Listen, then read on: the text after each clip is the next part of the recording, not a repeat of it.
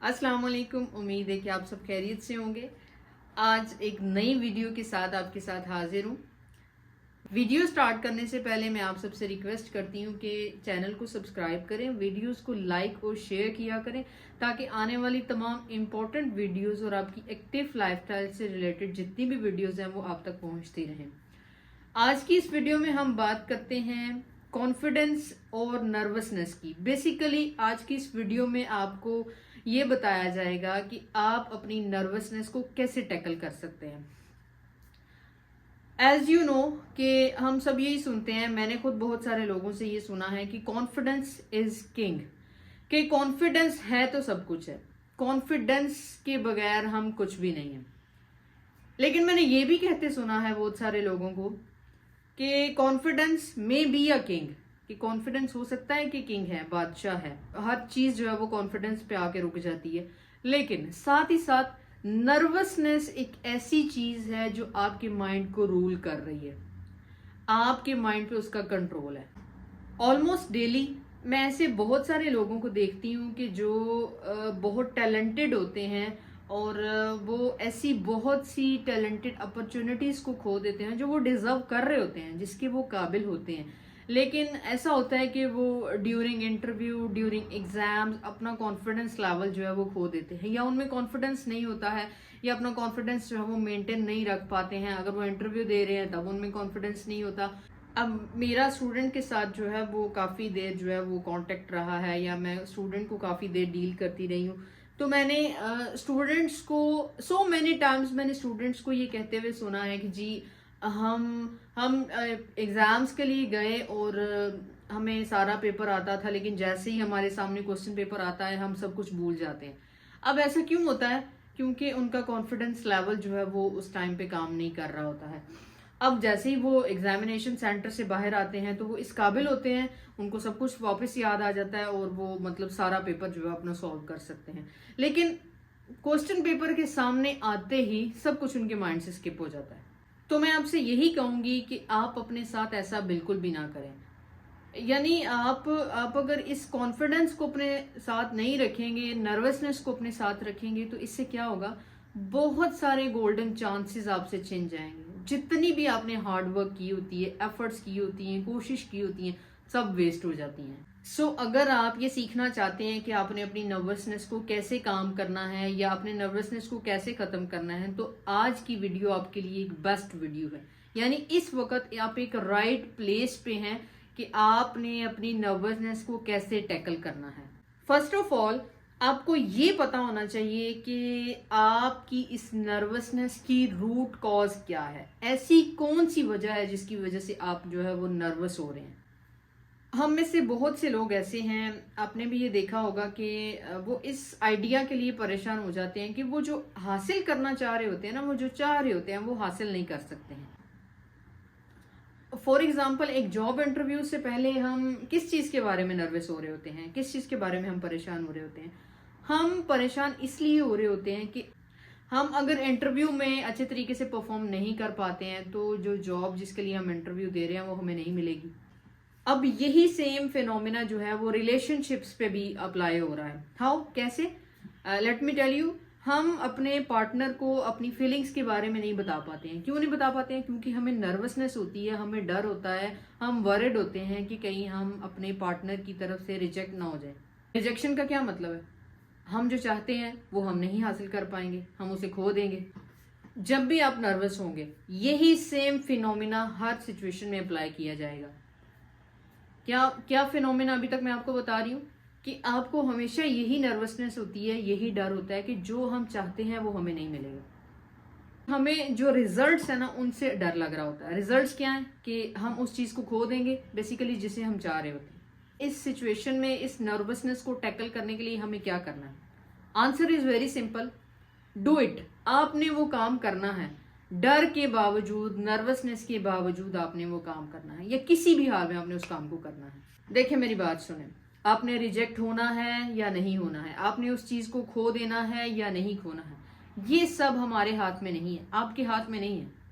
आपको सिर्फ करना है, बिना किसी नर्वसनेस के, बिना किसी खौफ के, माइंड में किसी किस्म की डिस्टर्बेंस के बिना, डू इट। आपने उस चीज को कर देना है। क्योंकि उस चीज को हासिल करना, उस चीज को खो देना, ना ये कभी आपके हाथ में था, ना ये कभी आपके हाथ में होगा। सो आपको सिर्फ करना है। आप सब ये कर सकते हैं। आपको करना क्या है? आपको सिर्फ करना है और बेस्ट शॉट का इंतजार करना है। गो अहेड, कर दे। डोंट थिंक अबाउट के रिजल्ट्स क्या होंगे, वो सब करें जिसकी आपको जरूरत है। आपने वेट नहीं करना है कि आउटकम्स क्या होंगे, रिजल्ट्स क्या होंगे, क्योंकि आप उनको ना तो कंट्रोल कर सकते हैं, ना ही आप उनको कंट्रोल करने की कोशिश करें। Because I already told you, मैं आपको पहले भी बता चुकी हूँ कि वो चीज़ आपके हाथ में नहीं है। रिजल्ट्स, आउटकम्स आपके हाथ में नहीं है। किसी का रिजेक्शन या किसी चीज़ को खो देना, ये सब आपके हाथ में नहीं है। यू हैव टू डू, आपको सिर्फ करना है। अब इस सब में बुरी चीज़ क्या है कि मे बी आपको वो चीज़ ना मिले, मे बी आपको रिजेक्शन मिले, मे बी आप फेल हो जाए, लेकिन ये 1000 टाइम्स, 1000 गुना ज़्यादा बेहतर है उससे कि आप अपनी नर्वसनेस के साथ रहें और आप आगे ना जाएं। आप उस चीज़ के पीछे नहीं जाते हैं जो आपको चाहिए होती है बिकॉज ऑफ योर नर्वसनेस, सिर्फ इस डर से कि आप फेल हो जाएंगे। अब आपको डिसाइड करना है कि आप आउटकम्स को कंट्रोल नहीं कर सकते हैं, तो आपको अब क्या करना है? आपको वो करना है जिसकी आपको ज़रूरत है। लेकिन अगर आप अभी भी नर्वस हैं तो आपने क्या करना है? आपने ब्रीथ आउट करना है। आप सांस बाहर लें, सांस अंदर करें, गहरी सांस लें एंड यू विल फील काम। आप पुरसुकून महसूस करेंगे। आपने देखा है कि जब हम नर्वस होते हैं, हैव यू नोटिस्ड, हम अपनी ब्रीथ को, अपनी सांस को कैसे होल्ड कर रहे होते हैं? ये जो ब्रीथ को, सांस को होल्ड करना ना, ये साइन है कि आप नर्वस हैं, आप परेशान हैं, आप वरी हैं। ब्रीदिंग आउट ऑटोमेटिकली, सिस्टमेटिकली आपकी बॉडी को कूल डाउन करेगा और आपकी नर्वसनेस को कम करेगा। इंटरव्यू से पहले, किसी एग्जाम से पहले, किसी इंपॉर्टेंट प्रेजेंटेशन से पहले अगर आप नर्वस हैं तो आपने अपनी ब्रीथ को होल्ड करना है। आपने सिर्फ ये देखना है कि क्या आप अपने ब्रीथ को होल्ड कर रहे हैं। जैसा कि आप बैलून को ब्लो करते हैं, बैलून में हवा फिल करते हैं, अगर आप ऐसा कर रहे हैं तो आपने क्या करना है? आपने स्लोली अपनी ब्रीथ एक्सेल करनी है, बाहर की तरफ सांस लेनी है, और आपने अपने आप से ये कहना है कि ये टेंशन और ये स्ट्रेस, ये नर्वसनेस आपने अपने अंदर नहीं रखनी है। आपने आगे बढ़ना है, आपने बार बार एक्सेल करना है, अपना ब्रीथ, अपनी सांस बाहर निकालनी है और अपने आप को कहते रहना है कि ये टेंशन, ये स्ट्रेस, ये नर्वसनेस अपने अंदर नहीं रखनी है। कीप ट्राइंग, बार बार कोशिश करें, बार बार ये काम करें।